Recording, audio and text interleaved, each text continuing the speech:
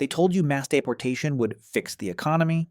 They said removing 11 million people would somehow make your life better. They promised cheaper housing, higher wages, more jobs for real Americans. And you might have believed it because it sounded clean, simple, patriotic even. But here's what they didn't tell you, what they will never tell you. Because the people selling you this fantasy don't shop at the same grocery stores you do. If Immigration and Customs Enforcement actually does their job, if they follow through on the largest deportation operation in American history, your grocery bill will double. Not metaphorically, not kinda sorta, literally double. And that's just groceries. We're not even talking about construction costs, childcare, restaurants, or the entire service economy that keeps your life running while you're grinding at your 2 jobs, trying to keep your head above water. So let's do the math they don't want you to see. Let's talk about what happens when you remove the invisible workforce that feeds America, and why the people cheering for this policy are about to learn a very expensive lesson about how supply chains actually work. Right now, in January 2026, you're already bleeding. You know this. You feel it every time you scan your credit card at the checkout line. And that little voice in your head whispers, "How much?" before you even look at the total. The average American family spent about $700 a month on groceries in 2020. Annoying, but manageable if you had a decent job and weren't drowning in student loans. Fast forward to today, and that same cart, the same brands, the same quantities, is pushing $1,100. Some months it's worse. You've started doing that thing where you put items back before checkout because you miscalculated. You've started buying the store brand everything. You've convinced yourself that you don't really need fresh vegetables when frozen exists. And you definitely don't need organic anything because that's for people with tech salaries and family money. This is your normal now. This is 2026. And here's the nightmare scenario that nobody in power wants you to understand. It's about to get so much worse. Let's start with the farm workers because that's where your food actually comes from. Not the grocery store, not the distribution center, but the dirt. There are roughly 2.4 million farm workers in the United States right now. The USDA's own research, not some activist organization, but the actual Department of Agriculture, estimates that about 73% of them are immigrants. Of those, roughly half are undocumented. Let me translate that into plain English. About 850,000 people picking your strawberries, harvesting your lettuce, processing your chicken, milking the cows that produce your cheese are here without papers. They wake up at 4 in the morning. They work in 100-degree heat in California's Central Valley or Florida's tomato fields or Washington's apple orchards. They get paid piece rate, which means they only earn money for what they pick, not for the hours they stand there. The average farm worker makes about $30,000 a year before taxes. Most don't get overtime. Most don't get health insurance. They do this work because Americans won't. And before you say we'll pay more and Americans will do it, let's run that experiment because it's already been tried. In 2011, Georgia passed HB 87, one of the strictest immigration enforcement laws in the country. They wanted to prove that removing undocumented workers would open up jobs for Georgians. They succeeded in scaring away thousands of farm workers. You know what happened next? Farmers lost $140 million in unharvested crops in a single season. They tried recruiting unemployed Americans, offering $11 to $13 an hour, which in 2011 was above minimum wage. Almost nobody showed up. The few who did lasted less than a day. Because here's what people who've never done manual labor don't understand.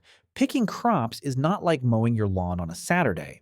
It's not a workout you do for an hour and then go home. It's 10 to 12 hours of bending, lifting, carrying 50-pound bags in direct sun with no shade, no air conditioning, no breaks except the ones you steal by pretending to adjust your equipment. Your back hurts, your hands blister, your knees scream. And you do this 6 days a week, every week, for months during harvest season. Americans don't want this work. They never have. The entire agricultural system is built on the assumption that someone desperate enough will do it for wages that citizens consider insulting. Now let's play out the deportation scenario because this isn't theoretical anymore. Let's say ICE follows through.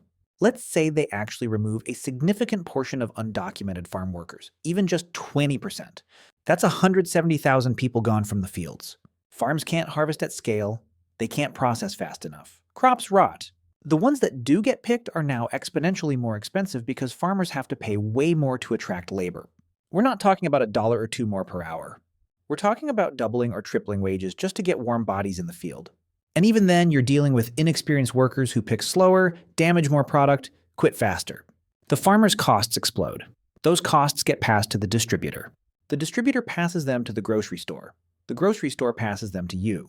And because you're not just buying one type of produce, because your cart has lettuce and tomatoes and peppers and strawberries and apples and onions and potatoes, all of which depend on this labor pool, your entire produce section becomes a luxury good. We're talking about $4 for a single bell pepper, $7 for a head of lettuce, strawberries at $12 a pound. You think I'm exaggerating. I'm using the numbers from what happened in Georgia, scaled up. But wait, there's more, because it's not just crops, it's meat. About 30% of workers in meat packing and processing plants are immigrants, many undocumented. These are the people in Nebraska and Iowa and North Carolina standing in refrigerated warehouses cutting apart cows and pigs and chickens at a pace that would horrify you if you ever saw it up close. They work in conditions that regularly lead to injuries, repetitive stress disorders, and in some plants, actual amputations. The turnover rate is insane. The only reason these plants stay staffed is because they can find workers willing to do it for $15 to $17 an hour, which sounds okay until you realize you're risking your fingers and working in freezing temperatures surrounded by blood and ammonia smells that soak into your clothes and skin. Remove this workforce and meat production collapses. We're not talking about a slight slowdown. We're talking about plants shutting down entirely because they can't find enough workers. The beef you're buying for $6 a pound? Try 15. Chicken breast goes from $3 to $8. Pork doubles. And this isn't some hypothetical disaster scenario. During COVID, when plants shut down briefly, meat prices spiked 30 to 40% in a matter of weeks. Now imagine that shock, but permanent, because the workers aren't coming back. And it cascades, because now restaurants can't afford to operate. The taco shop you hit twice a week for a cheap meal, their ingredient costs just doubled. They either raise prices until you stop coming or they close. Fast food chains, which have been your backup plan when you're too exhausted to cook, are now charging sit-down restaurant prices because their supply chain is in chaos. The pizza place, the burger joint, the Thai restaurant run by a family who's been in your neighborhood for 15 years, all of them are doing the math and realizing they can't survive this. So they close. Now you're cooking at home every single night because eating out is no longer affordable even as a treat. But cooking at home is also more expensive because groceries doubled. You're trapped in a feedback loop of escalating costs with no release valve. Let's zoom out and look at the full picture because immigration enforcement doesn't just hit agriculture and food processing. Construction is 30% immigrant labor, much of it undocumented. Roofing, framing, drywall, concrete work, landscaping, all of it depends on this workforce. Your rent was already insane before this. Now developers can't build new housing because labor costs have exploded. The renovation your landlord was planning? Canceled, because the quote came back double what they budgeted. So they raise your rent to compensate for their lost investment. Meanwhile, home prices, which you couldn't afford anyway, become even more divorced from reality because new supply stops hitting the market. The housing crisis you were already living through gets worse. Childcare, which was already eating up a quarter of your paycheck if you have kids, becomes impossible because many childcare workers are immigrants. Cleaning services, elder care, hospitality, all of it tightens and reprices upward. Now here's where it gets really dark. You've got 2 jobs already. You're working 50 to 60 hours a week between them. You barely see your family. You're exhausted all the time. Your health is deteriorating because you can't afford to take time off to see a doctor. And even if you could, your insurance is garbage with a deductible so high it might as well not exist. You were already running on fumes, and now your cost of living just doubled. What do? You pick up a third gig. You start driving Uber between your 2 jobs. You cut your sleep from 6 hours to 5. You stop seeing friends entirely because you don't have time and you definitely don't have money to go out. Your relationship, if you're in one, starts cracking under the stress because you're never home. And when you are home, you're too tired to be present. Your kids, if you have them, are basically raising themselves or being raised by screens because you're not there. This is the trade-off. This is what doing something about immigration actually costs you.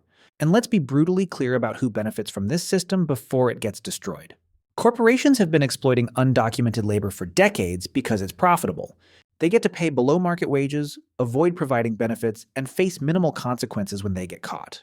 The restaurant industry, agricultural conglomerates, construction firms, they've all built their business models around cheap labor. They're not the ones screaming for deportation. They're quietly lobbying against it because they know their margins evaporate without this workforce. The people pushing for mass deportation are politicians who don't run businesses that depend on this labor, who shop at Whole Foods with their 6-figure salaries, who have no idea what a gallon of milk actually costs because their assistants do their shopping. They're selling you a fantasy of economic nationalism while setting your wallet on fire. Now let's talk about the psychology of why this message is so effective, even though it's economically suicidal. When you're struggling, when you're working two jobs and still can't get ahead, your brain is looking for a villain. It's looking for someone to blame. And politicians are very good at redirecting your anger away from the systems that are actually screwing you. Corporate tax cuts, wage stagnation, healthcare costs, student debt, and toward a convenient scapegoat. Immigrants become the enemy because they're visible, vulnerable, and easy to other. Your brain, which is running on stress hormones and sleep deprivation, accepts this narrative because it's simple. They're taking our jobs. They're using our resources. If we remove them, things will get better. It feels true because you're desperate for something, anything to change. But it's not true. It's never been true. The data, the history, the basic economics of supply and demand, all of it shows that immigration, even undocumented immigration, is a net positive for the economy. Immigrants start businesses at higher rates than native-born citizens. They pay billions in taxes every year, including sales tax, property tax through rent, and many even pay into Social Security and Medicare through fake numbers, money they'll never get back. They don't qualify for most federal benefits. They're not draining the system, they're propping it up. But facts don't matter when you're scared and exhausted. Your amygdala, the fear center of your brain, is running the show. Cortisol is flooding your system. You're in survival mode, which means you're not thinking long-term, you're not analyzing policy, you're just reacting. And the reaction is to eliminate the perceived threat. It's the same brain wiring that made our ancestors useful when they were running from predators. But in modern society, in complex economic systems, this wiring makes you vote against your own interests. You support policies that will make your life materially worse because they feel like action, like taking control, like fighting back. And by the time you realize the consequences, by the time your grocery bill has actually doubled and your rent has spiked and your job options have narrowed because half the small businesses in your area closed, it's too late. The damage is done. So what's the actual solution here? Because complaining about the problem doesn't put food on your table. If this policy goes through, if we actually see large-scale deportations, you need a survival plan. First, you stockpile. I'm not talking about hoarding, I'm talking about strategic buying. If you have any savings, any credit card room, any ability to front-load purchases, you buy non-perishables now. Rice, beans, canned goods, pasta, cooking oil, anything with a long shelf life that you know you'll use. You're essentially betting that prices will be higher in 6 months than they are today, and that's a safe bet. You also start learning to cook from scratch if you don't already, because convenience foods are about to become prohibitively expensive. Meal prep becomes non-negotiable. You batch cook on Sundays, you freeze portions, you stop wasting food because you can't afford to throw anything away. Second, you diversify your income even more. I know you're tired. I know you don't have time. But if your cost of living doubles and your wages don't, you either earn more or you go under. That means side hustles, freelancing, selling stuff you don't need, anything that generates cash flow. You optimize your main job for stability and benefits, not passion. This is not the time to quit and find yourself. This is the time to be boring and reliable and keep the paycheck coming. You also start having uncomfortable conversations with your employer about raises. You document everything you do. You build a case for why you're worth more. You practice saying no to extra work that doesn't come with extra pay. You stop being nice when nice means sacrificing your financial survival. Third, you cut everything that isn't essential. And I mean everything. Streaming services, subscription boxes, that gym membership you never use, the car you're leasing that's bleeding you dry, the apartment that's too expensive but has a nice view, all of it goes. You move somewhere cheaper. You get a roommate. You sell the car and bike or bus to work if possible. You stop buying new clothes. You stop upgrading your phone. You embrace a level of frugality that feels embarrassing in a consumer culture that defines worth by what you own. But here's the thing, nobody is coming to save you. The government isn't going to bail you out. Your employer isn't going to suddenly double your salary out of kindness. The only person who can get you through this is you, and that requires making choices that everyone around you will judge as extreme. Fourth, you get ruthless about debt. If you're carrying credit card balances, you attack them like your life depends on it because it does. You call your credit card companies and negotiate lower rates. You balance transfer to 0% intro APR cards if your credit allows it. You consider bankruptcy if you're drowning and there's no realistic path out. I know that sounds insane. I know bankruptcy feels like failure. But it's a legal tool designed to give people a fresh start when the system has crushed them. If your debt-to-income ratio is over 50% and climbing, if you're only paying minimums and the balances never go down, if you're borrowing from one card to pay another, you're in a death spiral. Bankruptcy stops it. It's 7 to 10 years of damaged credit versus a lifetime of wage garnishment and collection calls. Do the math. Fifth, and this is the long game, you automate your way to freedom. Whatever money you can scrape together after survival expenses, you put it into a tax-advantaged retirement account. Roth IRA, if you're low income, traditional IRA, or 401k if you're higher income. You invest in broad index funds, not individual stocks, not crypto, not whatever your cousin says is the next big thing. Just boring, consistent index funds that track the entire market. You do this every paycheck automatically, so you never see the money and therefore never spend it. This is the only proven way to build wealth if you don't have family money or a tech job. It's slow. It's not sexy, but compound interest over 20 to 30 years turns small, consistent contributions into actual financial security. The 4% rule says that if you save 25 times your annual expenses, you can withdraw 4% per year and never run out of money. That's the finish line. That's freedom. If you need $40,000 a year to live, you need $1 million in investments. Sounds impossible when you're struggling to pay rent, but if you start at 25 and contribute $300 a month to an index fund averaging 7% returns, you'll hit $1 million by age 60. If you start at 35, you need to contribute $700 a month. The numbers scale. The point is, you have to start, even when it feels pointless, even when $300 a month seems like it won't matter. It matters more than anything else you'll do financially. But let's be honest about what this all requires. It requires giving up the life you thought you'd have. It requires accepting that you won't own a house, at least not for a long time. It requires accepting that vacations are rare, that you're not keeping up with your peers, that your Instagram feed will be boring because you're not doing brunch or traveling or buying new things. It requires becoming okay with being the person who always says no to plans because they cost money. It requires grieving the future you were promised. The one where hard work led to stability, where one job was enough, where you could afford kids and a home and maybe retire someday without eating cat food. That future is gone for most of us, and sitting around being angry about it or voting for policies that make it worse because they offer the emotional satisfaction of punishing someone doesn't change the math. The math is simple. If we remove the workforce that keeps food prices down, prices go up. If prices go up and wages don't, you're poorer. If you're already living paycheck to paycheck, even a 10 to 20% increase in living costs pushes you into crisis. A doubling? That's catastrophic. That's choosing between rent and food. That's medical debt you'll never escape. That's your car breaking down and having no way to fix it, which means you can't get to work, which means you lose your job. It's a cascade of failure points where one bad month destroys everything. And the people selling you mass deportation as a solution? They'll be fine. They have assets, they have savings, they have options. You don't, so stop listening to them. Here's the reality nobody wants to say out loud. The current system is broken, but it's broken in a way that's somewhat survivable if you play it smart. You work multiple jobs, you keep your costs low, you invest whatever scraps you can, and maybe you claw your way to something resembling security by the time you're old. It sucks. It's not fair. It shouldn't be this hard. But it's the game board we're playing on.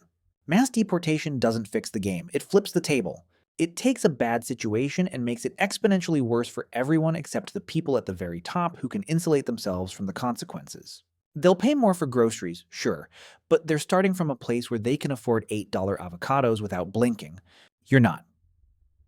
So when you hear politicians promising that removing millions of people will somehow make your life better, understand that they're lying. Not exaggerating, not mistaken, lying. The economics are clear, the history is clear, the data is clear.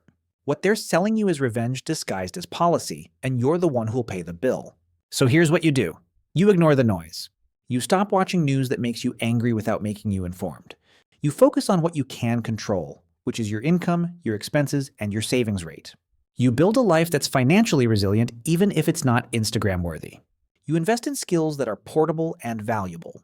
You cultivate relationships based on mutual support, not consumption. You define success as freedom. The freedom to say no, the freedom to walk away from bad jobs or bad situations, the freedom to survive a crisis without being destroyed by it. And you recognize that the path to that freedom doesn't run through deporting millions of people. It runs through boring, consistent, unglamorous financial discipline over decades. That's the answer. That's always been the answer. Everything else is a distraction designed to keep you angry, scared, and voting against your own interests while the people in power laugh all the way to their offshore accounts. Stop complicating it. Start getting free.